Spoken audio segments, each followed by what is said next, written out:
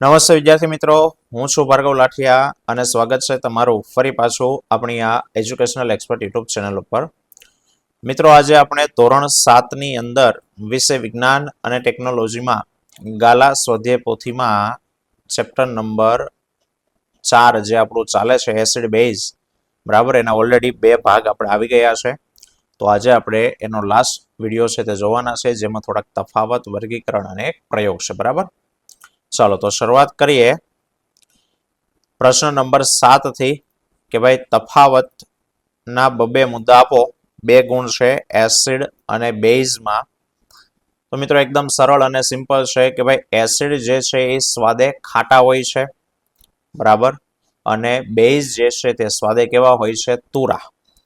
ઉદાહરણ લખીએ તો કે ભાઈ લીંબુ છે, આંબલી છે, ટામેટાનો રસ છે, આ બધા ખાટા લાગે છે એટલે બધા કેવા છે? એસિડ. અને ઘરે બેકિંગ સોડા એટલે કે ખાવાનો સોડા હોય, સાબુ છે, શેમ્પુ છે, લિક્વિડ છે, આ બધા બેઝ છે. કાચ સાફ કરવાનું પ્રવાહી હોય. બીજું એસિડ છે તે ભૂરા લિટમસ પત્રને લાલ બનાવે છે અને બેઝ છે એ લાલ લિટમસ પત્રને ભૂરું બનાવે છે. એને યાદ રાખવા માટે તમને શીખવાડેલું છે કે ભાઈ એ ભૂલા, એ શું થયું? ભૂલા. એટલે કે એસિડ ભૂરા લિટમસ પત્રને કેવું બનાવે? તો કે લાલ બનાવે. અને બે લાભુ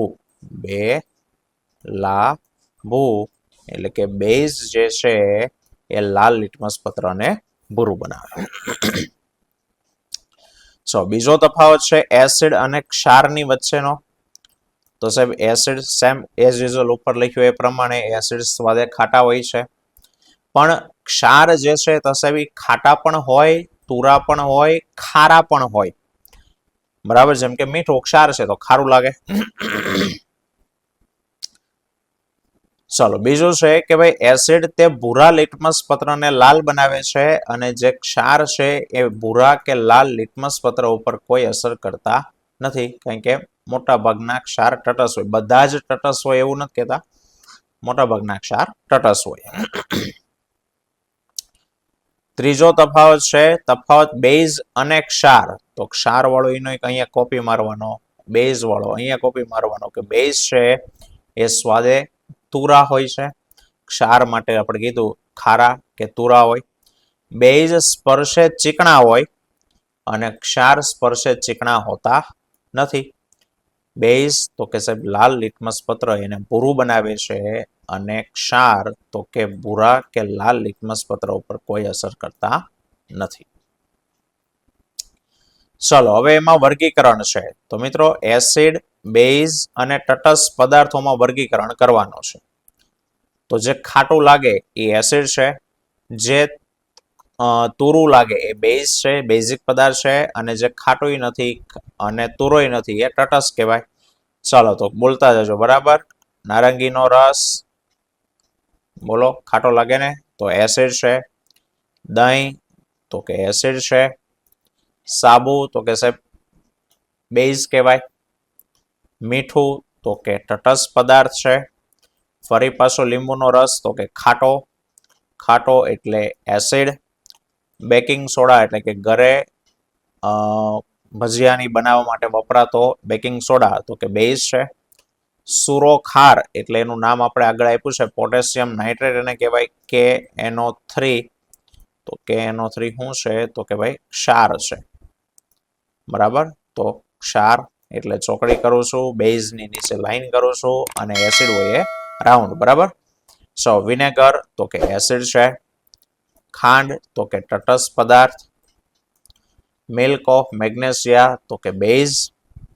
ગ્લુકોઝ તો કે તટસ્થ પદાર્થ.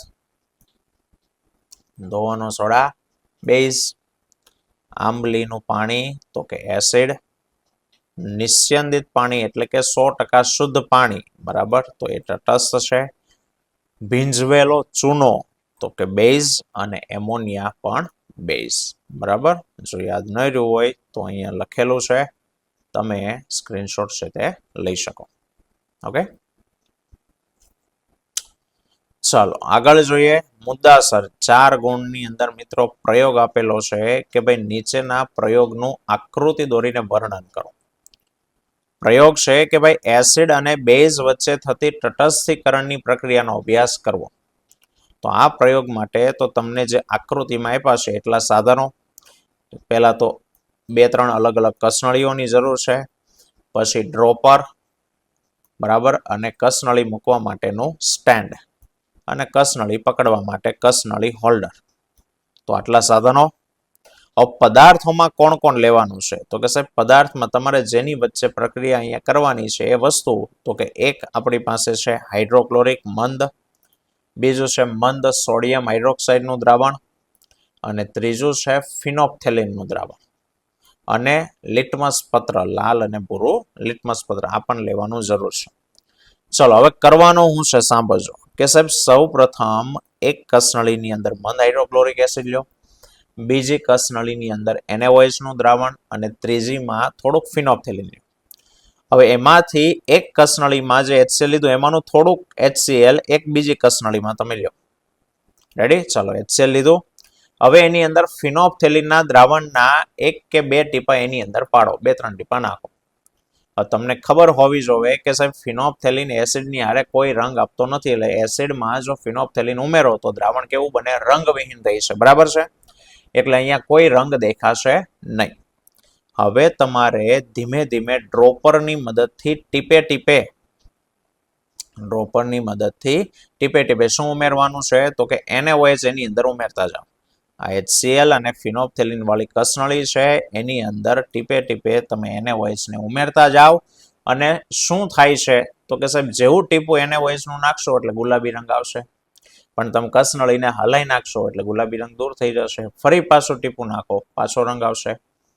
આમ તમારે ત્યાં સુધી NaOH ઉમેરવાનું છે કે જ્યારે તમે લાસ્ટ એક એવું ટીપું પાડો કે હવે તમે કસનળીને હલાવો છો તો રંગ દૂર થતો નથી, ત્યાં સુધી તમારે NaOH ને ઉમેરતા જવાનું. અને પછી જ્યારે ગુલાબી રંગનું દ્રાવણ થઈ જાય, હવે એની અંદર લાલ અને ભૂરું લિટમસ પત્ર નાખીને અને ટેસ્ટ કરવાની, અવલોકન કરવાનું. તો કે સાહેબ એવું અવલોકન દેખાશે કે લાલ કે ભૂરા લિટમસ પત્ર ઉપર કોઈ અસર થશે નહીં, એટલે કે લાલ લિટમસ પત્ર લાલ જ રહેશે, ભૂરું લિટમસ પત્ર ભૂરું જ રહેશે. બોલો તો આવું કયો પદાર્થ કરે? તો કે સાહેબ તટસ્થ હોય, ક્ષાર હોય.